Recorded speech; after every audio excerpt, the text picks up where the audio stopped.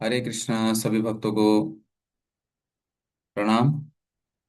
आज के इस स्वागतम कृष्ण सीरीज जो हमने प्रारंभ किया था, इस गीता सार के बैच के लिए आज का दूसरा दिन है। गीता में वर्णन आता है, हमने श्रवण किया, भूमिर अपो नलो वायुर खम्मनो बुद्धिरेव च अहंकार इतियम ने भिन्न प्रकृतिर अष्टधा। हमने श्रवण किया था दो प्रकार के प्रकृति, याद है किसी को? एक है परा प्रकृति और दूसरा है अपरा प्रकृति। तो ये जो भूमि, अपो, नलो, वायु, ये जो जितने भी जो अचल वस्तु है, ये सब अपरा प्रकृति है। और जो जीवात्मा जो है वो है परा प्रकृति। उसके साथ ही साथ ये जीवात्मा तटस्था शक्ति भी है। तटस्था शक्ति यानी कि ये जीवात्मा कभी जल में रह सकता है, कभी स्थल में रह सकता है। जैसे हमने वो जो समुद्र के किनारे जो देखा था, तट पे, असली कार्य इस जीवात्मा का है, जो कि स्थल में रहने से वो अच्छे से कार्य कर सकता है, जल में रहने से नहीं कर सकता। लेकिन ये भौतिक संसार में किसी कारणवश स्वतंत्र भोग करने की इच्छा के कारण इस जल में आकर पड़ा हुआ है, इस भौतिक संसार में पड़ा हुआ है। तो इसी प्रकार से ये जो जीवात्मा का स्वभाव है, जो कि सत चित और आनंद, इसका अनुभव करना। अक्सर लोग कहते थे, यानी कहते हैं कि मिड लाइफ क्राइसिस कहते हैं ना। जीवन में जीवन में मिड लाइफ क्राइसिस यानी कि 40 45 50 होने के बाद ऐसे अक्सर क्राइसिस आते हैं। यानी कुछ ऐसे संकटजनक परिस्थिति आती है कि जीवन के बीचों बीच खड़े हैं, और ऐसे लगता है कि भूतकाल में कुछ किया नहीं और आने वाले दिनों में क्या होगा पता नहीं, मृत्यु दिख रहा है।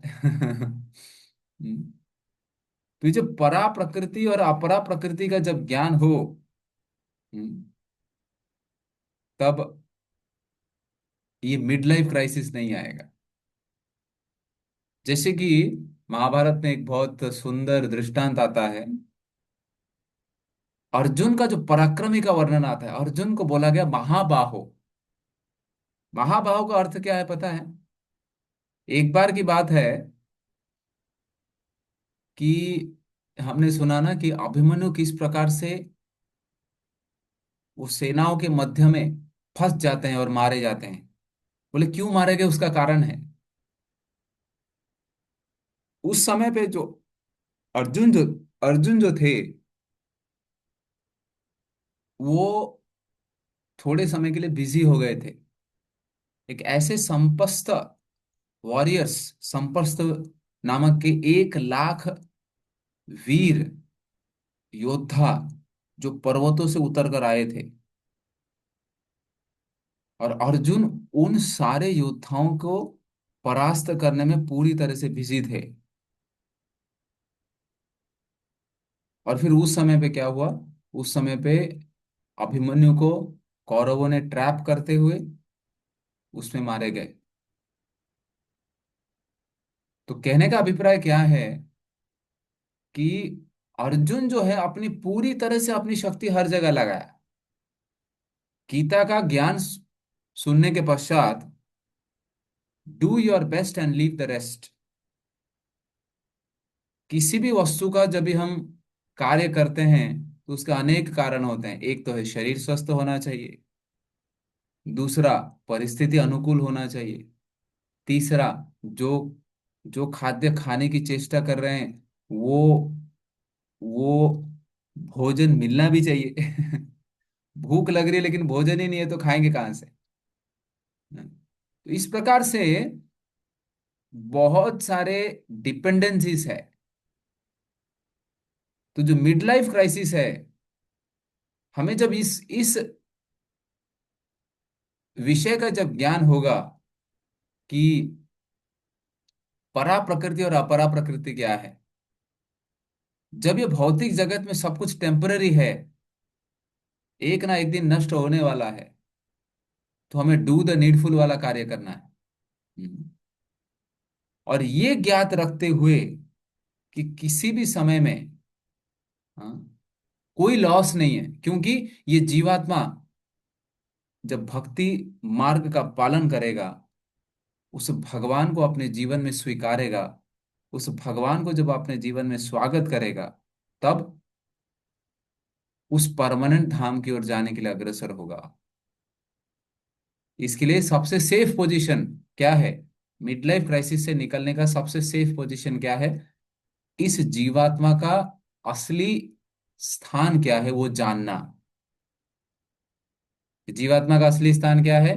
जीवेर स्वरूपोय कृष्णेर नित्यदास। जीवात्मा उस परमात्मा का अंश है। ममैवांशो जीवलोके जीवभूत सनातना। और उस परमात्मा का अंश होने के नाते एक सबसर्विएंट है। परमात्मा नहीं बन सकता, बट ये जीवात्मा जो है, हर समय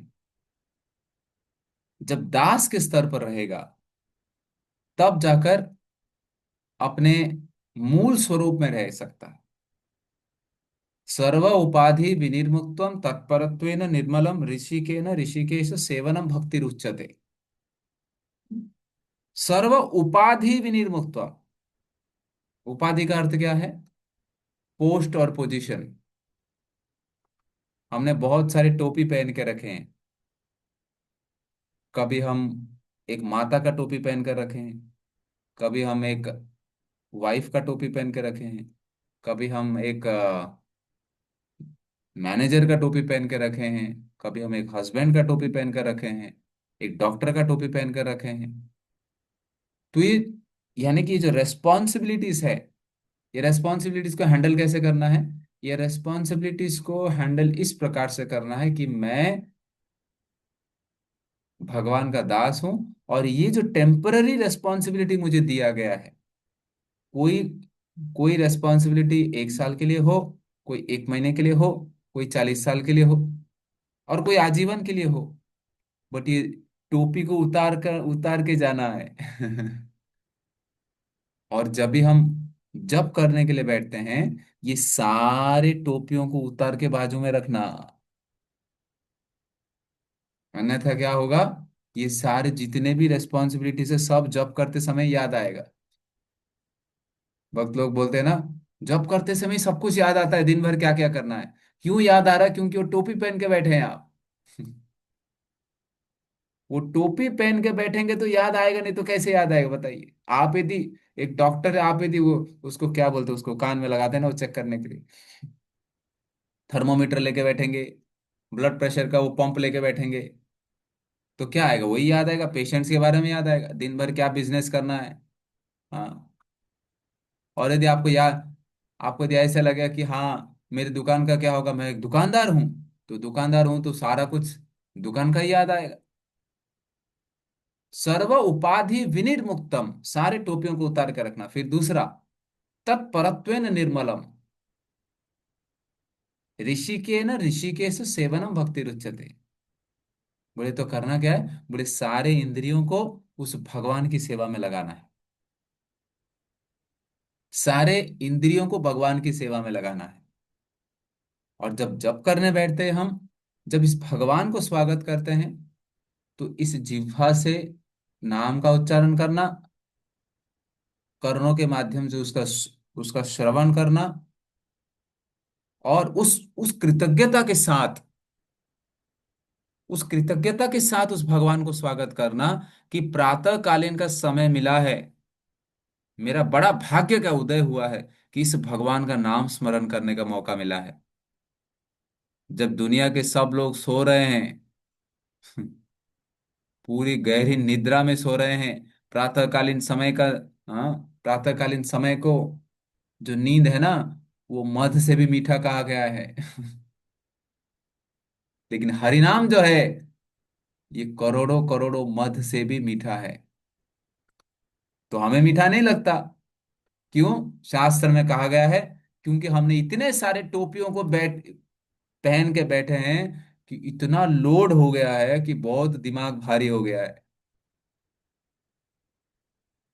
और दूसरा उदाहरण आता है, शास्त्र में उदाहरण आता है, जिस प्रकार से एक व्यक्ति को पीलिया हो जाता है, जॉन्डिस हो जाता है ना, जॉन्डिस जब हो जाता है तो उसको शुगर केन यानी कि गन्ने का जो जूस है वो भी कड़वा लगने लगता है। अब बताइए भला, गन्ने का दोष है क्या कि हमको यदि जूस कड़वा लगे तो? हरिनाम यदि हमको कड़वा लगे, अच्छा नहीं लगे, तो क्या हरिनाम का दोष है? हरिनाम का दोष नहीं, दोष किसका है? हमारा दोष है। इसके लिए क्या करना है? बोले खाते रहना है, इसको खाते रहना है, इसको पान करते रहना, टोपी को उतार के साइड में रखना और पान करते रहना। ऋषिकेश सेवनम भक्ति रुच्यते। ये ऋषिकेश जो है, भगवान कृष्ण जिनका नाम ऋषिकेश है, जो सारे इंद्रियों के स्वामी हैं, जो सारे इंद्रियों के स्वामी हैं, ये इंद्रियों को जब भगवान की सेवा में लगाते हैं, असली स्वामी के सेवा में जब लगाते हैं, तो वो इंद्रियां तृप्त रहते हैं। अब ये हाथ दिन भर यदि दूसरों को, यानी कि इस भौतिक जगत के लोगों का सेवा करने में लगे, हाँ, किसी को दोष देखना, किसी को ये करना, किसी को थप्पड़ मारना, तो ये उसका कार्य नहीं है। उसका असली कार्य क्या है? उसका उसका असली कार्य ये है कि जब दूसरों को मिलो तो हाथ जोड़ के प्रणाम करना, हरे कृष्ण बोलना, ये हाथों से भगवान की सेवा करना, हाँ, भगवान की आरती करना। असली स्वरूप में, जैसे कि एक वॉशिंग मशीन है, एक वॉशिंग मशीन का असली उपयोग क्या है? कपड़े धोना। अब कपड़े धोने के बदले वो यदि वॉशिंग मशीन को यदि आप बोलोगे इससे इससे मैं अभी कुकिंग करूँ, होगा क्या? वॉशिंग मशीन में कभी कुकिंग होगा? बोले नहीं होगा।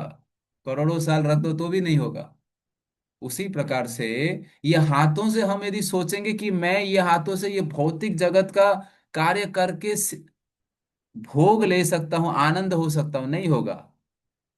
ये नेत्रों से आप यदि ये सोचोगे, ये विचार करोगे, ये संसार की सुंदरता देखते हुए मेरे नेत्र तृप्त हो जाएंगे, कभी नहीं होगा। बोले नेत्र तृप्त कब होंगे? जब वो भगवान का दर्शन करेंगे तब तृप्त होगा। इसको जो चाहिए वो तो दे दो। प्यासे को पानी चाहिए, प्यासे को कितना भी जूस पिलाओ उसको कुछ नहीं होगा। उसी प्रकार से ये सारे इंद्रियां प्यासे हैं, जन्म जन्मांतर से प्यासे हैं। किसके प्यासे हैं? वो भगवान के प्यासे हैं, वो भगवान के सुंदर रूप का प्यासे हैं, वो भगवान के उस नाम के प्यासे हैं, वो भगवान के प्रसाद के प्यासे हैं। सारे इंद्रियों को वो भगवान की सेवा में लगाना है। ऐसा जब हम करेंगे, तब जाकर ये प्यास मिटेगा। और प्यास मिटेगा तो जीवन में संतुष्टि उत्पन्न होगी। फिर ये मिड लाइफ क्राइसिस दूर दूर तक भाग जाएगा। और मिड लाइफ क्राइसिस के साथ साथ एंड लाइफ क्राइसिस भी दूर दूर तक भाग जाएगा। एंड लाइफ क्राइसिस क्या है? मृत्यु। फिर से मृत्यु का सामना नहीं करना पड़ेगा। जन्म मृत्यु जरा व्याधि का सामना फिर से नहीं करना पड़ेगा। तो इस प्रकार से चलिए, आज के दिन, पूरे दिन भर में इस चेतना के साथ हम भगवान को अपने हृदय में स्वागत करेंगे, कृष्ण को स्वागत करेंगे, इस कृष्ण स्वागतम सीरीज के अंतर्गत।